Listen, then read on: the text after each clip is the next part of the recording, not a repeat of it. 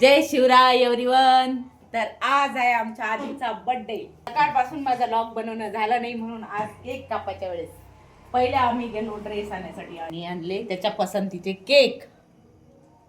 अजूनपासून गुमसुम होता आमचा आदित्य, कारण की त्याला असं वाटलं की आपला बर्थडे आहे, आपल्याला कपडे अजून आणले नाही, आपले मम्मी पप्पा अजून घेऊन गेले नाही, अजूनही आमचा आधी लहानच आहे, त्याच्यामुळे तो मी गेल्याशिवाय तो कधीच कपडे आणत नसते. पप्पाला ड्युटी शिवाय काहीच येत नाही. पप्पा ड्युटी करतील. आता घरी आले केक कापाच्या वेळेवर ते फोन करावा लागला तेव्हा चालेल, कारण त्यांचं काही होत नाही, त्याच्यामुळं माझ्याच मागे असतात हे. तर आता सगळ्यात पहिले आता केक कटिंग करतो, नंतर अजून कुठं जायचं आहे रे?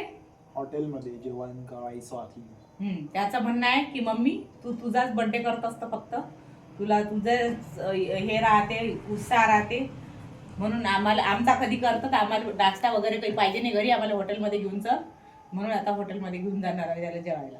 केक कटिंग करतो, त्याच्यानंतर थोडा फोटोशूट करतो, व्हिडिओ काढतो आणि नंतर मग जेवायला जातो. तोपर्यंत लाईक करा, फॉलो करा, कमेंट करा. बाय बाय, भेटूया नेक्स्ट व्हिडिओ मध्ये.